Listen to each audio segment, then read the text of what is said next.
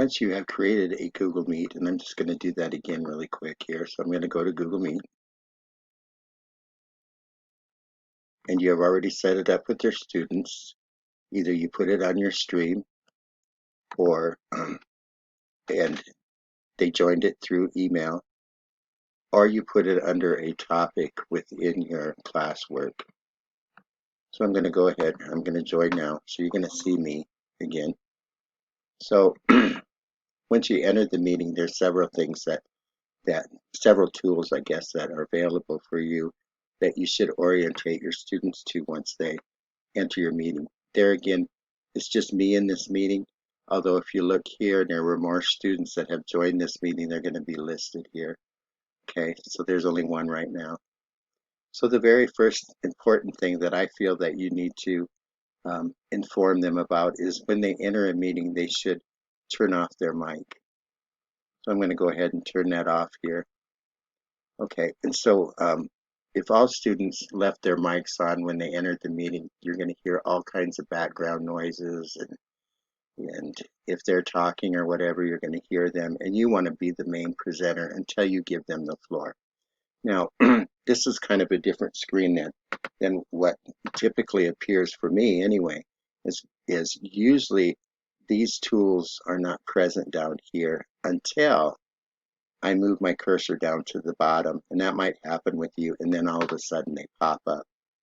So the first thing that is there is the mic, and there again, you want to leave yours on so they can hear you, but you want to inform the students that you want it off. Now, if you were to ask them a question, then you'd have to remind them to turn their mic on. So they can turn their mic on, and there you would be able to hear them. As soon as they're done, remind them to turn their mic back off so you're not picking up all of the background noises again. The other thing right here is the hang up. So they can also hang up. It says I'm talking without my mic. They can also hang up and join the meeting again later. So just for example, if you were to ask them to go look at a specific document or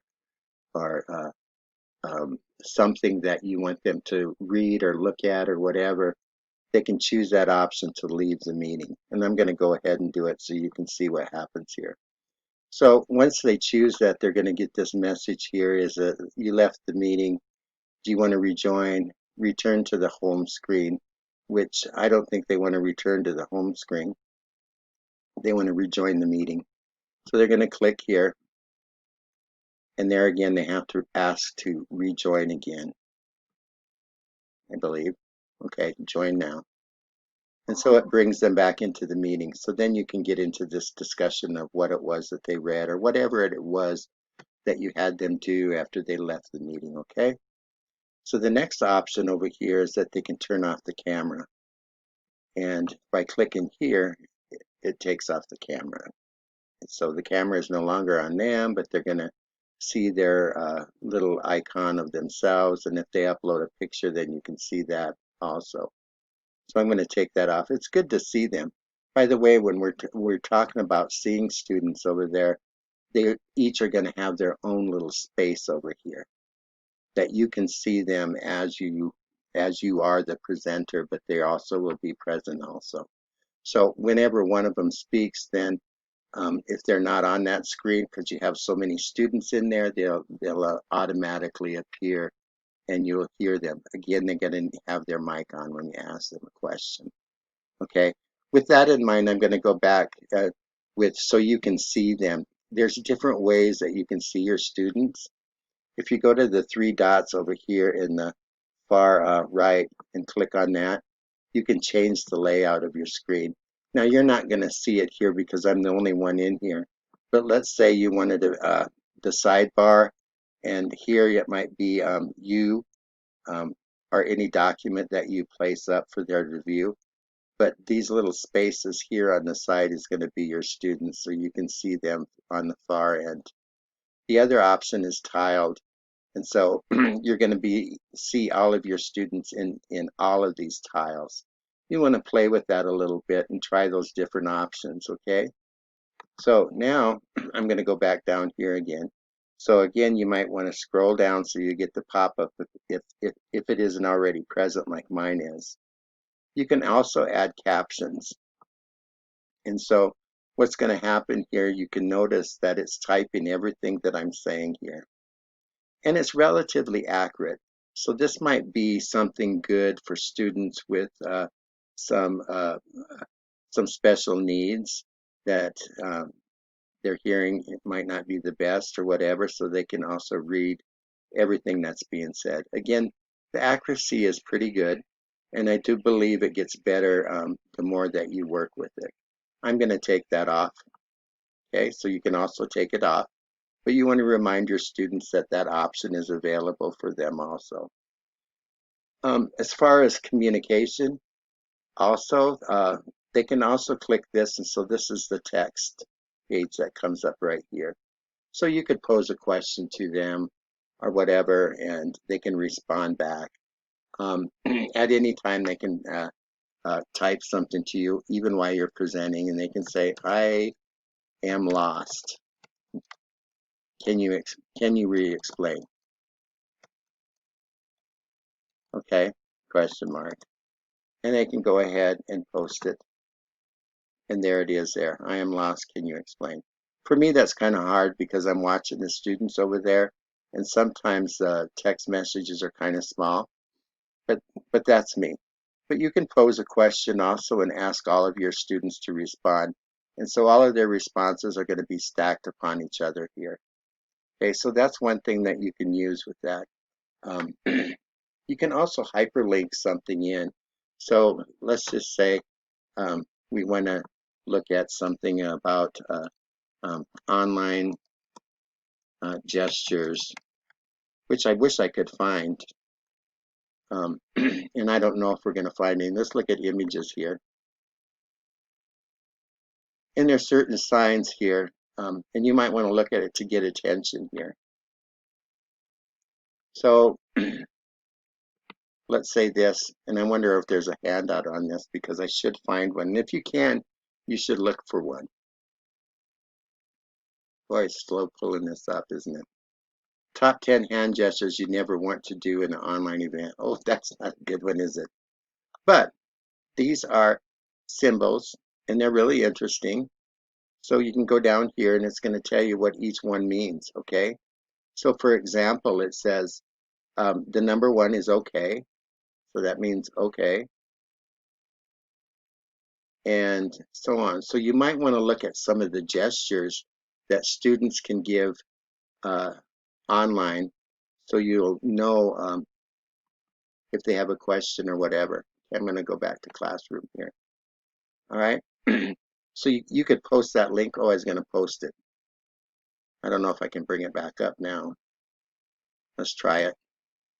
Online gestures should come right back up here.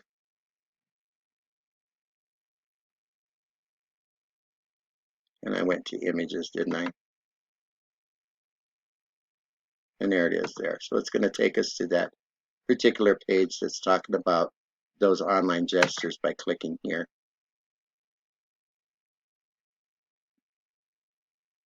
You might want to look for some of these beforehand so you're a little bit ready. Okay, so what I was going to do is copy the hyperlink here. I mean the URL, so I can link that into my classroom. So I'm going to go back here and paste this. And so there it is. And so this might be the time that you have your students go read this and hang up and come back later. And this option over here. So if they click it, it's going to take them to that link. It's kind of a slow link pulling up. There might be a lot of people online this time of night. Okay, so there it is. You might have them look at whatever that you choose to hyperlink in. Okay, so that's another option that you could do. Any type of document that you want. Let's say, well, I'm a little bit ahead of myself. So consider ways that you can use the chat to hyperlink and to ask questions in your class. Now you can close that out by Xing out over here. The other options that we have is to present our desktop. So the options is your entire screen. So let's say the first class, well, so you're going to get this. So you want to go here and click on that, and you can choose share. Now the students can also share their screen. So that's why I'm showing you this. Okay, so you're showing the screen so you can go back to your classroom and you can show it there and talk about anything that you might have that you want to talk about, I guess, from there. All right. So you and students can also post your different tabs that you have open here. And I have quite a few open. Okay. I could close some of these down. All right. And you can see me doing that. So let's go back to Classroom. And I'm going to stop sharing there. And that was with that share option. I'm going to go back here. And that was your entire screen. You can also post a window. Okay. Now, I thought I had a PowerPoint open here. Now I'm not seeing my PowerPoint. Okay, let me go back and let's cancel that. And so let's do my PowerPoint and let's see if it comes open here. So I'm going to drop it down. And let's go back to a window and see if it pulls it up in there. Well, I don't see it. That's just great, okay? But let's suppose it was, so I can pull that PowerPoint up and I can cover it. So I'm just going to cancel that. And I'm going to go back because there's another way that I can do it now. Under Present Now, I can do your entire screen. So I'm going to go here, Share, but this time I'm going to go down and open up that PowerPoint. So there's my PowerPoint right there. I'm going to go back to the beginning of it, the start of it. And if I wanted to go cover it, then I can just put it into presentation mode. And then I can talk about my slides. I'm going to go down to the next one. So we're talking about qualitative methods versus quantitative methods. And these are hyperlinks within there. And I'm asking the students to do certain things at the bottom here. And actually it's to link to this site and come up with more ideas about the difference between qualitative methods and qualitative methods. Okay? Can't read this down here, but it says, what makes this a qualitative study?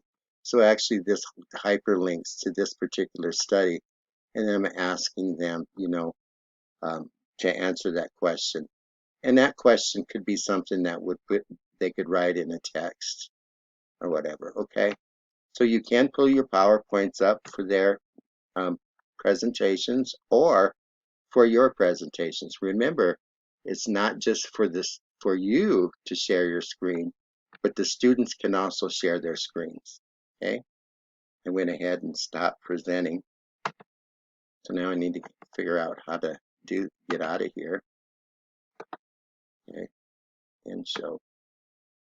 All right, so I'm going to go ahead and drop that down, and I'm back into the classroom where I stop sharing with you. Let's see, what else do we have here? So we can go to the three dots here, and I showed you how to change layout. You can change it to full screen, which I'm not going to do right now. You can turn on the captions, which I showed you. If the students are having audio problems, they may use a phone for their audio. And that might be just something that you would inform them, if it's not working. And report a problem, report abuse, and there's also a help down here should you need it. I'm going to go to settings because sometimes this happens. So the students' mic, they might want to check if they're not hearing it. They might want to go there and do a drop down. So for my system here, it's using this particular mic. But let's suppose theirs isn't working. They might want to check these options, these other options here, okay? So you can see that mine's working here because the decibels are making a difference in my sound here, so it's jumping up and down. The other option they can look at is their speakers and see, they can go over and test their speaker. And you can hear I'm testing mine, so I get this ringtone there. And let's say if they're not getting that, they might want to drop this down and try some of these other options that are working. I'm going to leave mine the same though, because everything is working fine here. So that's just kind of a quick um, tutorial, I guess you would call it, of some of the things that you can do with Google Meet and some of the things that I wanted you to be aware of and some of the things that you should provide an orientation for your students that very first time that you meet with them so they know the operations of everything that is available for them at Google Meet. Okay, we'll go on to the next thing here.